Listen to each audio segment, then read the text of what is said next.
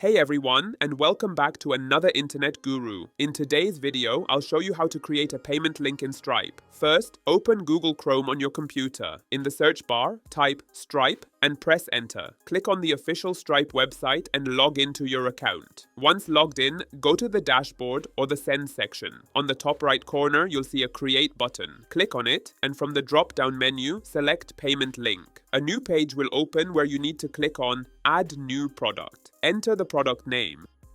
This is required. Then add a description of your product. You'll also have the option to upload an image of the product. Do this if you have one.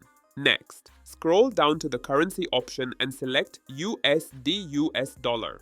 Enter the price of your product, then click Add Product. If you want to add more products, click on Add Another Product.